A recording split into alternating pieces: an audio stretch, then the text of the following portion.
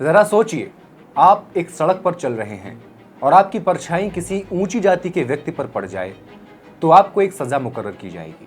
सजा मौत की भी हो सकती है। अगर आपको थूकना हो तो आप जमीन पर नहीं थूक सकते, आपके गले में एक मिट्टी की हांडी लटकती होगी, उसी में थूकना पड़ेगा ताकि जमीन अपवित्र ना हो जाए। अगर आप किसी रास्ते पर चल रहे हैं तो कमर में एक झाड़ू बंधी होगी ताकि आपके पैरों के निशान आपके चलने के साथ साथ ही मिटते चले जाएं। क्योंकि अगर कोई ऊंची जाति का व्यक्ति आपके पैरों के निशान पर भी पांव रख देगा तो वो अपवित्र हो जाएगा। ये कोई कहानी नहीं है, भारत का वो इतिहास है जिसमें इंसान को परछाई से भी ज्यादा नीचा समझा गया, जहां शिक्षा, इज्जत और धर्म, सम्मान, ये सब कुछ सिर्फ ऊंची जातियों के लिए ही था। बाकियों के लिए गालियां, पहचान के नाम पर काला धागा, सामाजिक बहिष्कार और जिंदगी भर की गुलामी थी। इसी दौर में जब पूरा समाज चुप था या पाखंड को धर्म मानकर झुका हुआ था, पुणे की गलियों से एक आवाज उठ रही थी। एक शख्स सवाल खड़े कर रहा था, क्या ब्राह्मण ही भगवान के बेटे हैं? क्या ज्ञान सिर्फ ऊंचों की जागीर है? और फिर वो उस पूरी व्यवस्था से टकरा गया जिसे सदियों से ईश्वर का आदेश समझा जाता रहा।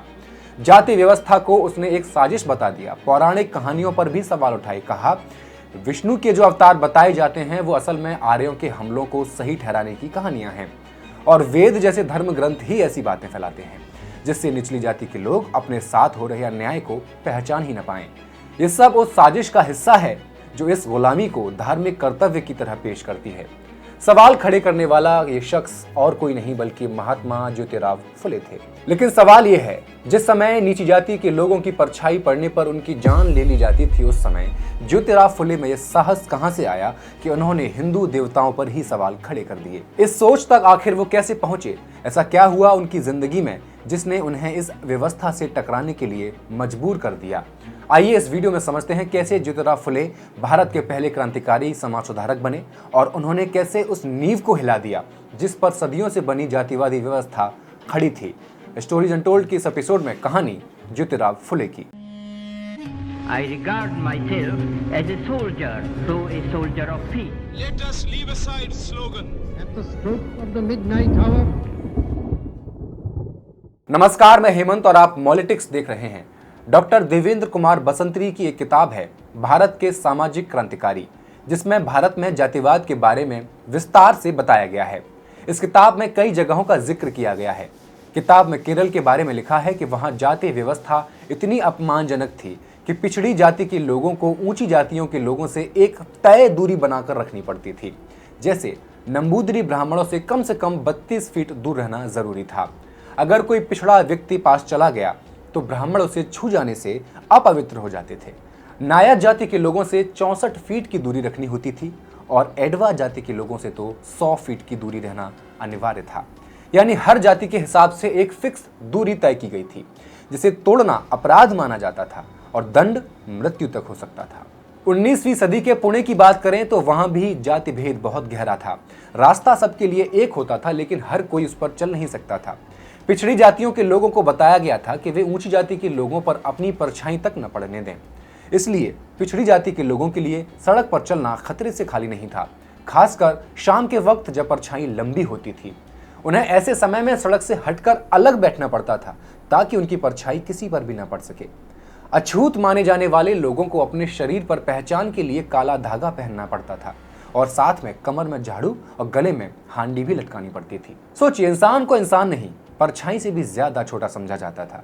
यही वो माहौल था जिसमें आगे चलकर सामाजिक क्रांति की नींव रखी जानी थी। इसी माहौल में साल 1827 में महाराष्ट्र के सतारा जिले में एक बच्चा पैदा होता है। नाम रखा जाता है ज्योतिराव, क्योंकि उस दिन गांव में ज्योतिबा देवता का मेला लग रहा था। ज्योतिराव का परिवार माली जाति से था, वो जाति जो समाज के हिसाब से नीची मानी जाती थी। काम था फूल और सब्जी उगाना, लेकिन असल जिंदगी में उन्हें हमेशा समाज से काट कर रखा गया। शूद्र कहकर उन्हें मंदिरों से और शिक्षा से दूर कर दिया गया। ज्योतिराव के पूर्वजों का असली उपनाम था गोहे। वो सतारा के पास एक गांव के रहने वाले थे। उनके परदादा गांव के चौघुला यानी एक छोटे दर्जे के अधिकारी हुआ करते थे। लेकिन वक्त के साथ साथ हालात बदले। उनका बेटा शेटिबा परिवार को लेकर पुणे जिले के खानवाड़ी गांव चला गया, लेकिन यहाँ आते आते वो इतनी गरीबी में आ गया कि जमीन तक गंवा दी। गुजारे की तलाश में शेटिबा अपने तीनों बेटों को लेकर पुणे शहर आ गया, जिनमें एक थे गोविंदराव यानी ज्योतिराव फुले के पिता।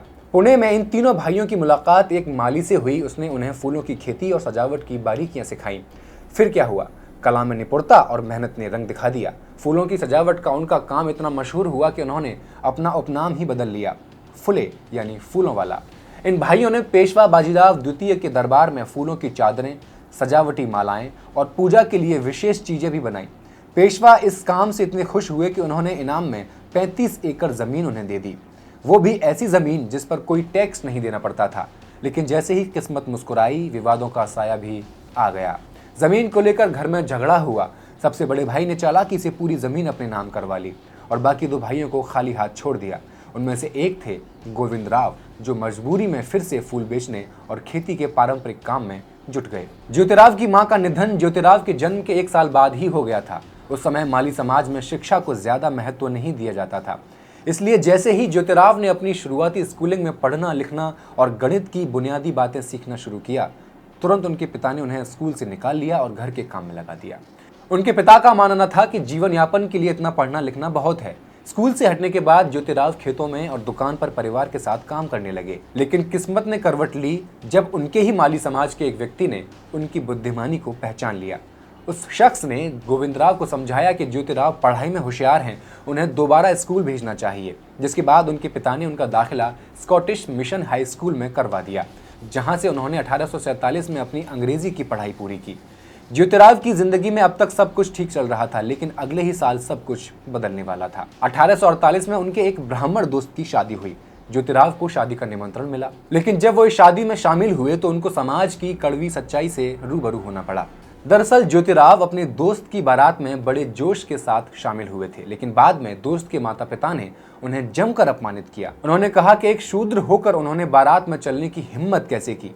इस घटना ने ज्योतिराव को अंदर से झकझोर दिया। उन्होंने पहली बार गहराई से समझा कि जातिवाद केवल भेदभाव नहीं, बल्कि एक सुनियोजित अन्याय है जो इंसान को इंसान नहीं समझता।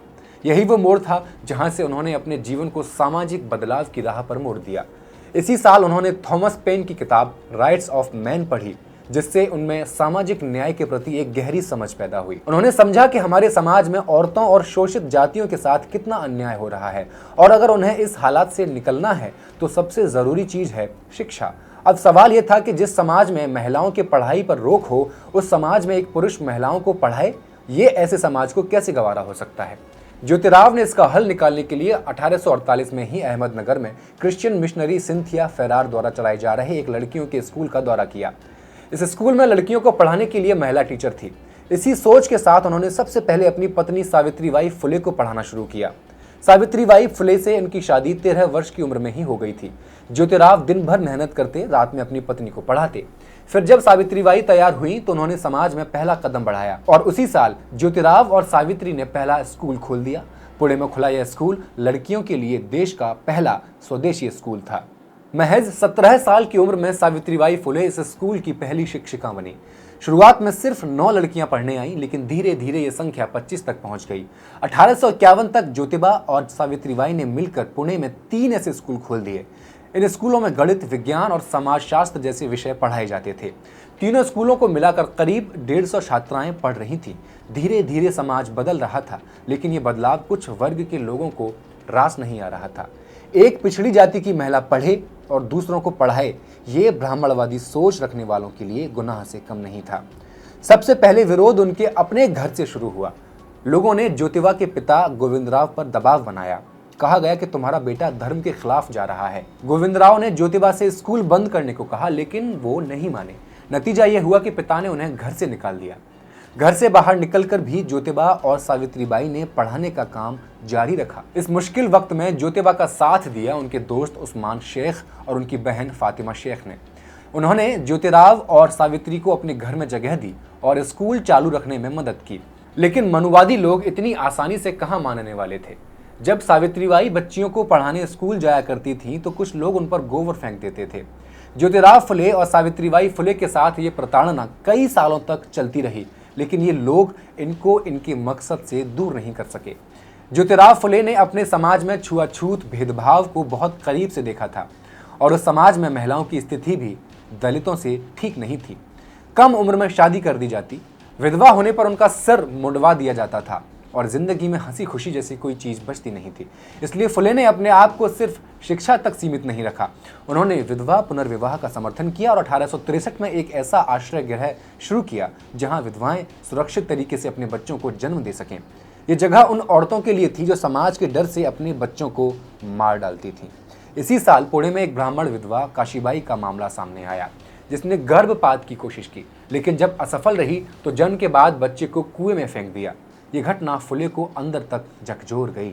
इसके बाद उन्होंने अपनी पत्नी और दोस्त सदाशिव बल्लाल गोवांडे के साथ मिलकर एक इन्फेंटिसाइड प्रिवेंशन सेंटर शुरू किया।